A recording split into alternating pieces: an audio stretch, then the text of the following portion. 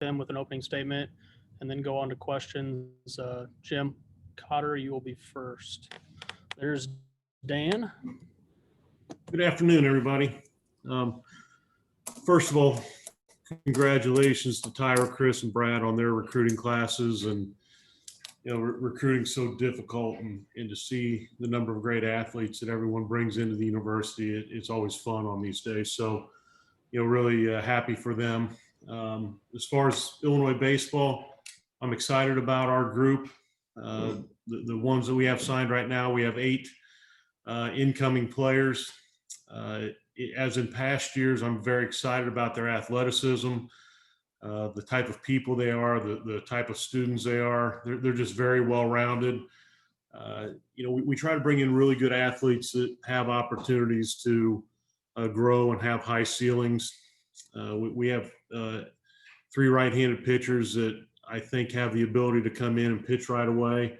They're all strike throwers, high 80s, low 90s with an out pitch already. And so I thought, the group that was brought forward and that we ended up with from a pitching standpoint is outstanding. If you look at the position players, we filled a number of needs. From a skill position standpoint, catching is very difficult to come by, and we have 2 top line catchers. One of the catchers can also play third base. We have 2 outfielders coming in. One of them is also an infielder. We have a true shortstop in the mix. Just a group of great athletes, and again, I'm very excited about them. The thing that stands out to me about the group, besides their athleticism, is their strength at a young age. Strength's so important when you get into the athletic world, and have guys coming from high school making that jump into college. And this group is strong from a physical standpoint. We've got good size, throughout the entire group. And I'm one of the things we look for that's very, very important is we want to find winners. We want to find people who've played for winning programs. They thrive on winning. It's something that's important to them. And so, I think we just have a very well-rounded group. I feel like we kept a very strong footprint in the state of Illinois with 5 of the players coming from the state. We have 2 that reside in Indiana and 1 from Colorado. And I think, it's important to be able to spread, our wings a little bit and find some people from around the country. The thing that has been impressive to me is what our coaching staff's done. Adam Chris leads the charge as far as being the recruiting coordinator. And then with Mark Allen coming on last year, and he's scouted and done a lot of things from a evaluation standpoint, but never really gone through the recruiting process in the last probably 10 years. He's jumped in and done a great job. It's been a difficult year from a recruiting standpoint because a number of the players, they weren't allowed to come on campus and spend time with us. We've had to do everything over the phone and Zoom. And for Mark and Adam to bring a group like this to the table with all the difficulties that we've had as far as the regular recruiting process, it's very impressive.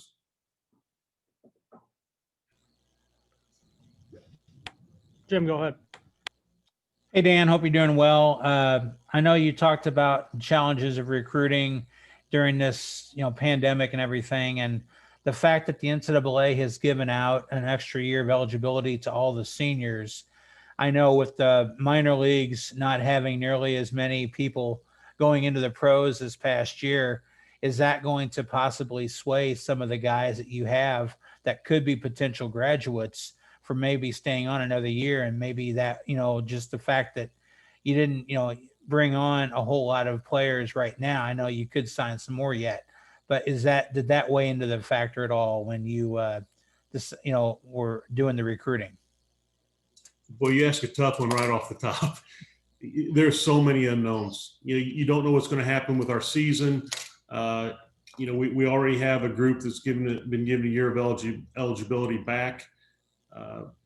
Looking in the crystal ball, I think that's going to happen again this year. They've done it for every sport because of the unknowns and how many games that are going to be played across the country, both with limitations within the conferences, losing games because of COVID. As you said, the Major League Baseball draft has gone from 40 rounds. My guess is it's going to go to 20. They've said somewhere between 20 and 30. It's probably going to be 20. And that means there'll be less draft picks. It's a very, very tough equation right now. I've never run players off. Quite honestly, what I told guys last year when we sat down, when the season, the day after it was canceled, we had a meeting as a group, and I told them that the great part about what the NCAA has done is that everybody has another year of eligibility. The bad part about that is now there's going to be a logjam in programs, and guys staying in programs is going to depend on a lot of things off the field, on the field. We're going to have to make some decisions that are very, very hard decisions over time. The good part about that is guys are going to have to compete at a high level and really work to develop and move forward. The draft is a huge factor this year. We've got a number of guys that on a regular year, we could lose 8 or 9 players draft wise. With the 20 round limitation now, how's that going to play into the whole equation? If you can figure that out, you can probably solve COVID. So I just got one more quick one, Dan, for you.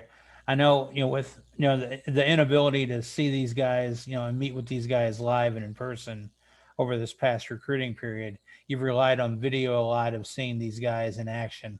How has that been, and how has your staff worked toward that? Well, Adam and Mark have done a great job, as I've said. They've done a great job of watching the players on video. There's been live streamed games. You really have to rely on people that you trust in the scouting profession that have been out seeing them. You have to rely on people that have given you very, very good and solid information in the past. And you just have to dig and do your research and then see what personality's like. It's very difficult. I mean, quite honestly, if we all go to the ballpark, we can see who the best players are. But to watch the little tendencies, how they act in the dugout, how they act when things go well, how they act when things don't go well, how they treat their parents, how they treat their teammates, how they treat their coaches, those are things we can't see. And so it's very, very difficult because, I don't want this place from a baseball standpoint to be a meat market. I truly want to bring in good people that are good players that can win at a high level. And we've taken pride in having very, very good human beings in our program that make good decisions, that are good student athletes. And it's been difficult to, really see for yourself some of those tendencies that you look for. I feel good about where we're at just because of the digging that that Adam and Mark have done. But I still like to see people right close. I mean, I go to the ballpark early sometimes, stay in my car and just watch for a while. I'll get there an hour before people are supposed to be there. I just want to see how they interact and what they do and how they show up to the ballpark. We didn't get to see any of those things on at least half of these players. Thanks, Dan. Appreciate it. No, thank you. Kevin, go ahead. Hey, Dan, good to see you. It's been a while. Obviously, you're adding another Comia to the program. Pretty good track record with that so far, huh? Great bloodlines. Brandon's done such a good job for us, and his cousin is a very, very good player. From the first time I saw video on him and saw his swing, I was impressed. He's a very good athlete. That entire family, has produced very, very good baseball players. And as I just talked about, having quality people in the program, it's such a good family. And I really enjoy, being around Brandon. And I know, we're going to enjoy, having more Comias in the future. Jared is the next one in line here. So. Yeah, I would imagine maybe that recruitment was, I know that, baseball recruitment kind of goes for a while before guys get to campus at all, but that was probably made a little bit easier because of the ties there. But I'm wondering just kind of what the messaging is to the team right now, actually, as you guys kind of, work out as you're able and try to, not get COVID and just kind of progress here? Well, it's been a difficult fall, but it's been a difficult fall for everybody across the country. One day you go to practice and you have 90% of your players that are able to practice. And then the very next day, there's a new legislation that comes out and you're down to a third of your team. And we've bounced back and forth in a number of different scenarios, and it has been difficult. But I will say that, guys have kept a great attitude. They're excited about trying to do everything they can to move forward, put us in a great position leading into the spring. It's going to be a little bit different from a break standpoint. We're going to have to bring guys back earlier so that we can quarantine them and make sure everybody's healthy so we can jump into practice, at a given time. Everything's been day to day. I've said this multiple times. It's been frustrating for us as a coaching staff. It's been frustrating for me as a head coach, the way we've had to schedule things. I sit down before the start of the fall. I put a calendar together. It tells everybody what we're doing every single day from the week prior to school starting until they go home for Christmas break. And then we sit down at that time and we build out the entire spring schedule. Well, the fall schedule was never created. I've literally gone to practice 2 different times and switched gears on what I thought on my way to practice because of a phone call I got. We were in our 20-hour sessions for a while. We cut that back to our 8-hour time periods, and driving to work one day and change it back to 20 hours. And, a number of different things went into that. The players have been unbelievable. They've been resilient. They've understood. They haven't questioned. They've done everything they can to continue to progress. They've been frustrated at times because they've been pulled back and not able to do certain things because of some of the legislation, because of some of the medical things. But they've been frustrated because they want to play, they want to be active. And, we've just had to guard against, certain things from a health standpoint. So just, it's a different time, but it's a different time for everybody sitting here on this call. I mean, look, we're doing the Zoom call for a press conference. We've never had to do that before. So it'll, in time, it will all kind of settle down and we'll get back to some type of normal, and then you guys can grill me in person. Absolutely. Just to clarify, you guys are back to 20 hours a week now? We are done with our 20-hour session. You only have X number of days in the fall. We started out in 8, jumped into our 20. There was a time when I didn't feel like we had enough players participating. So we went back to our 8 hours. Then, we got a number of players back, and we were going to run out of the good weather. And so we finished up, it's probably 2 weeks ago now with our 20 hours. And now we're back to the 8 hours a week and some small group things. Some things we're doing, just more position player versus the pitchers, are in a different area doing their things. We're staying within the rules from a legislation standpoint. We've jumped into the heavier conditioning and lifting portion of our program, but still working on a lot of the different skill development. Gotcha. Thanks. You're welcome. Thank you. We got Ben up next, and then Scott Beatty. Coach, you're in kind of a unique position this year. You could lose both your catchers, Campbell and Hampy, if the draft rolls around, and both seem, to be fairly, reasonable guesses to be taken. How important was it to get 2 kids like Bennett and Janik in here? Well, regardless of who you have behind the plate, I don't think you can have enough guys who can go back and be, good receivers.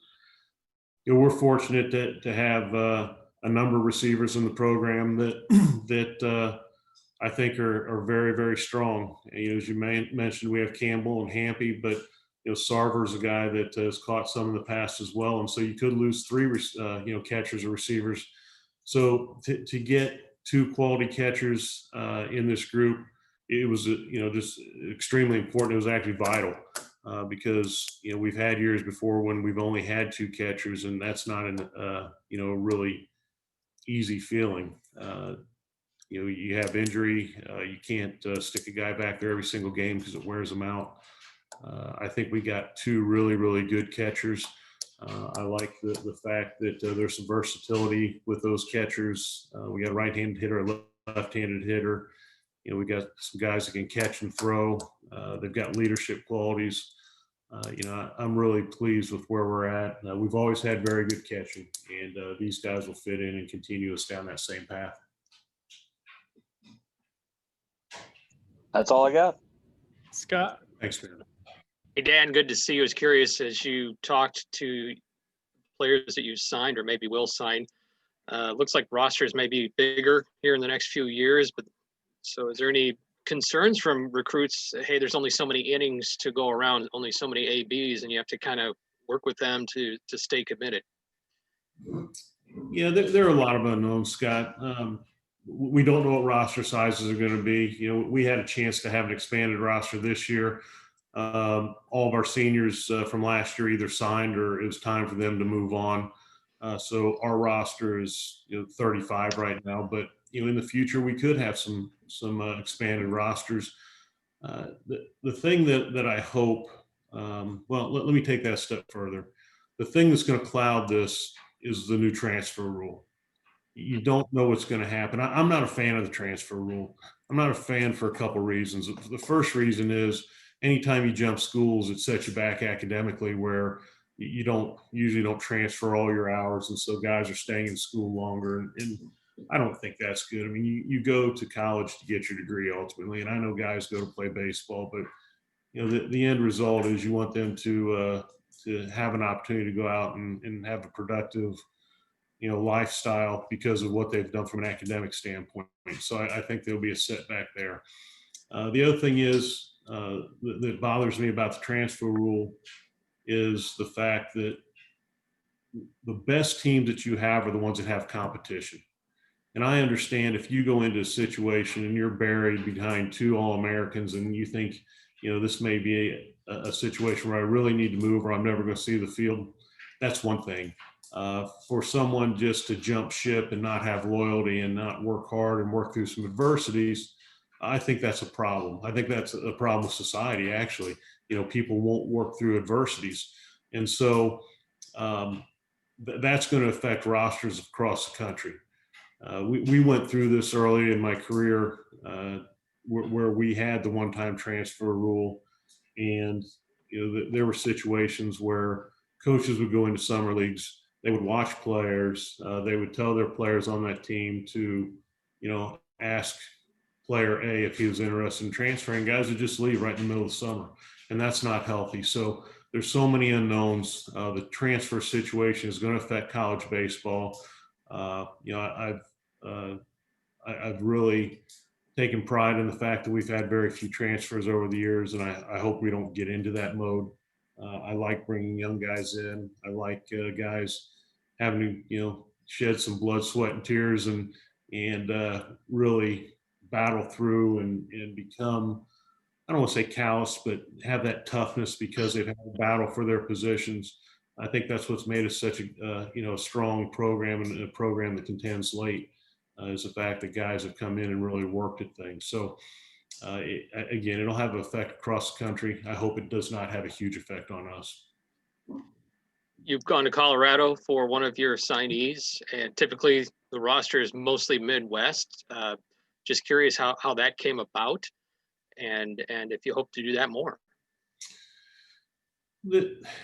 I still want to keep a footprint in Illinois. I mean, we're Of the course. University of Illinois, and you want to do that. But I'm excited to get some players from out of the area because sometimes you get some players that their sole goal has been to go to the University of Illinois, and they get there and they're almost, I don't want to say they're complacent, but it's kind of like they achieved their goal.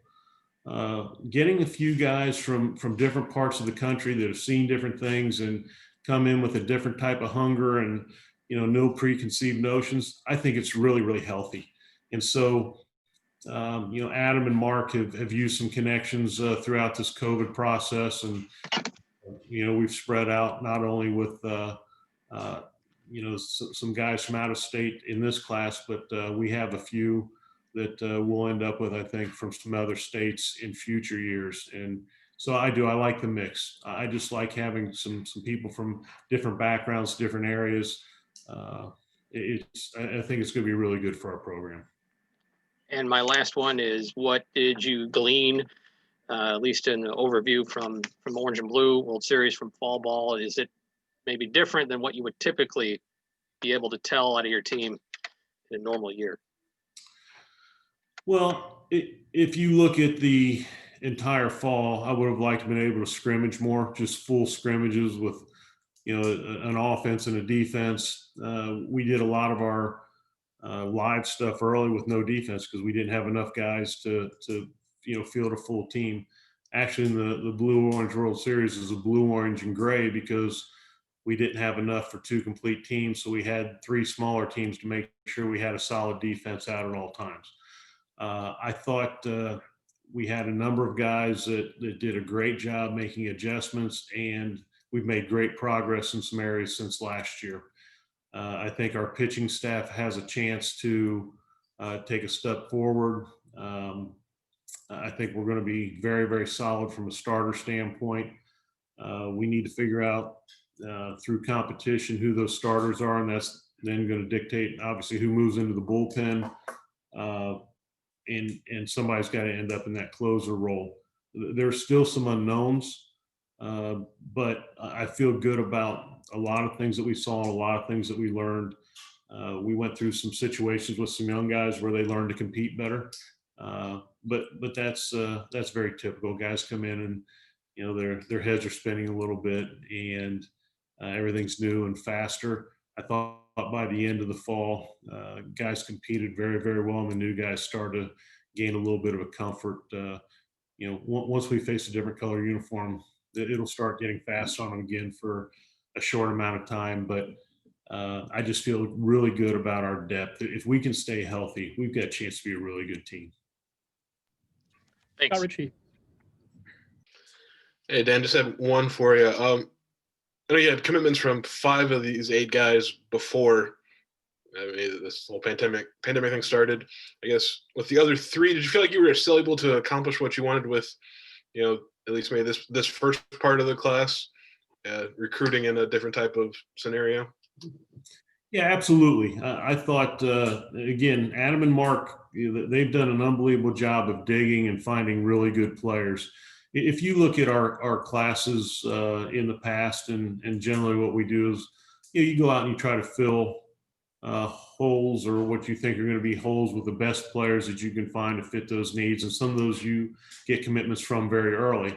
But, you see development happen at different stages in careers. And so to be able to find some more needs of some guys that developed a little bit later and were still on the board, I'm really pleased with not only the guys that we got early, but the 3 guys that we got to commit later.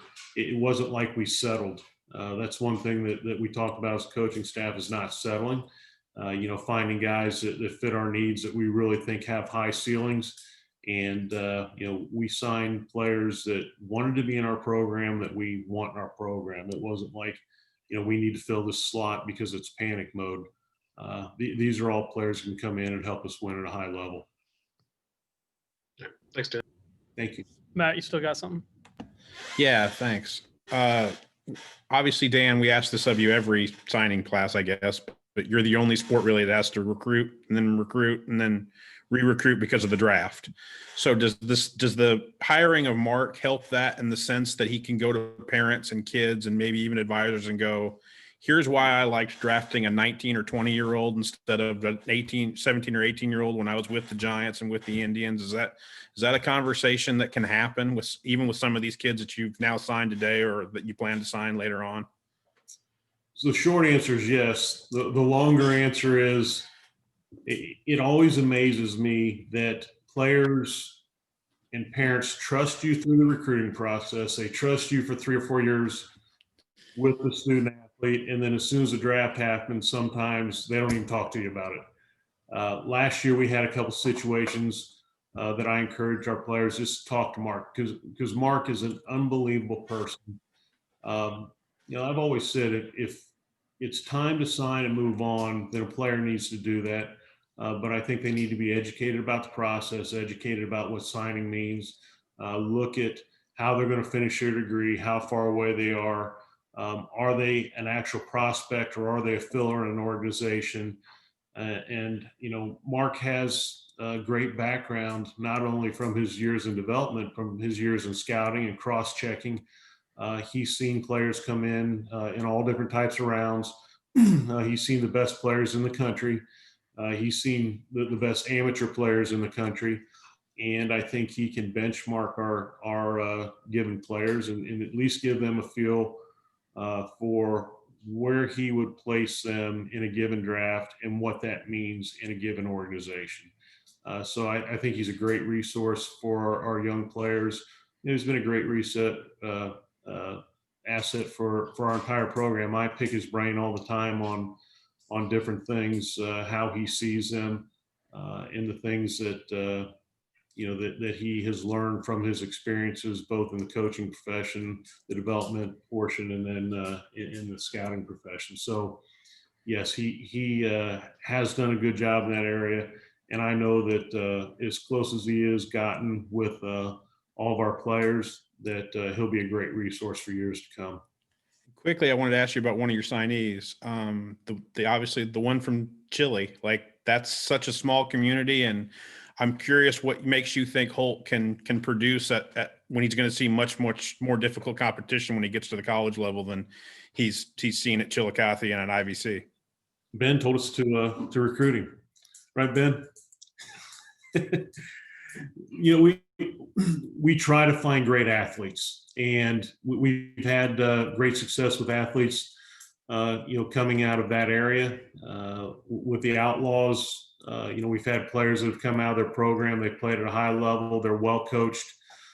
We look for high ceiling players, and we look for versatility. And you know, it's something that we benchmark our team on, is trying to find players that will work hard and can play multiple positions so that we can move them around. If you watch what happens a lot in our games, when we've had a lot of success late in games, we're able to pinch hit, pitch run, move a guy from one position to another, bring somebody off the bench that's going to strengthen us from a defensive standpoint. And we feel like Holt, you know, as he continues to develop, brings that type of athleticism, you know, in this recruiting class. So, you know, he's, again, comes from a good area. And is he going to face better competition? Yes. It's just like Brad talked about before. Every day that you face good competition, you face good teams, you face good people in practice, you have to step up. You have to get better. And I'm sure Holt will be just like the other 7 in the class at this point. He'll come in and he'll work extremely hard and put himself in a position to get on the field because of that hard work and that competition. Thanks, Dan. We're all good. Lauren, I got nothing from you, Lauren. Quiet the whole time, Lauren. What's wrong, Lauren? 2 hours on here. I'm just paying attention. That's all. 2 hours? You haven't said anything in 2 hours? Come on. Well, I just kind of listen, Good take it all seeing, in. Yeah, good seeing you, by the way. It sounds like you got a good group there. Yeah, I'm excited. Who jumped out at you in the fall? Did anybody really jump out and say? So I asked about the fall. Did anybody jump out then? You know, we have some guys that have done a really, really good job. So let's go back to March when the season was canceled. You know, the thing that I talked to our guys about is we were going to use this as a redshirt year, and 2 things happen in a redshirt year. You either sit around complacent and you come back the next year and you're worse, or you take great advantage of it, you work, you change things, you get better. We had a lot of players that got better. We had some guys that changed their body. Justin Janis changed his body. You know, I thought he was going to be a good player. He's got a chance to be a great player, I think, as he moves forward. Riley Gowans, you know, was in the program for basically 2 years, and he had elbow surgery, Tommy John surgery coming out of high school. And, you know, we were hopeful by mid-year last year that he'd get on the mound. He came back after this COVID situation, and he jumped out as soon as he walked on campus, just because of his strength and the way he had prepared his body. And then he jumped on the mound with command after not being on a mound against, competitive hitters for almost 2 years. Those two guys have, stood out from some returners. I think our young players have very high ceilings. We have 3 older players that came in that are really going to help us. Hoffman is a guy that can be in the front end of our starting rotation. Hampy's a guy that can really swing the bat and gives us depth behind the plate. And then we have a transfer, a 1-year guy by the name of Jackson Raper that's an infielder and left-handed hitter. There are just a lot of positives. I was excited about the players we had coming back, but then when you look at all the people that we added and the depth and the competition that we've had, I thought for everything we went through, we really had a great fall. Well, I hope you get a play. That's the main thing these days. Yeah, we're all hopeful. I'm sure there's going to be some, I don't want to say cutbacks, but there'll be some parameters set on things we need to do to get on the field. We just need to stay healthy so we can play as many games as possible. With the spike right now, I'm sure that's a concern for everybody, but I think, hopefully with some of the treatments they say that they have or they're coming out with, and maybe a vaccine, it'll at least calm some nerves. And, our guys are going to have to make good decisions. I mean, bottom line, coaches, players, everyone's got to make good decisions. And I don't want to say stay in a bubble, but we're going to have small groups that we're around the entire spring. And it's like I always tell guys, if you want to be a championship team, there's things that you need to give up for 3 or 4 months of your life. Giving up 3 or 4 months of your life to play at a high level, that's not much. And everybody here knows how quickly seasons go, and you feel like a season just got over, and the next thing you know, you're starting back to practice. Our guys will. The thing I think you fight with is for the young guys to understand how important that is, because they sometimes don't get it. The older guys that have really worked hard for a number of years, and maybe it's their last year playing, or they're going to move on professionally. Short window, and those young players don't understand that all the time. So, I'm sure that I'll lose a little bit more hair this year before it's over with, but we'll do our best to make sure everybody's healthy and we can play at a high level and play as many games as possible. And then hopefully the weather cooperates. Thanks, Dan. Make sure you're out there with your coat. Ben, you got one more? Yeah, Dan, I don't know how much you can speak to this, but what do you see, granted the draft will play a role in this, and you said you're at 35. How does recruiting look going forward? Well, there are, I'll answer what I think I'm answering your question. If not, just jump back in. We'll continue to evaluate and make sure that we have some people in mind, depending on how the draft treats us. There'll be some other people that'll be added to this class. I mean, that's a given. We've looked at future classes and tried to make sure that we're making good decisions so that we're not bringing in too many players and over recruiting. It's not an exact formula right now. It's going to be very difficult for a couple years. I mean, when you start giving people extra years of eligibility, that's not a 1-year situation. I mean, that could be a 4 or 5 year situation. Yeah. And so if we tack on another year for this class, that's going to affect us 2, 3, 4, 5 years down the line, possibly. So, I don't know that I can answer that completely, because there's still so many unknowns. No, you hit it. You were fine with the 21 answer. That was kind of what I was after. Yeah, 21. There are some other people that will join this class, and some people we're excited about. Some people that will play an important role in this program. Gotcha. Appreciate it. Thank you. All right. Thanks, Dan. Guys, thank you. I appreciate everybody sticking around and continuing to cover the program. I know everybody's stuck at home, so hopefully I see everybody at the ballpark in a few months. Happy holidays. Thanks, Dan. Thanks, boss. Thank you.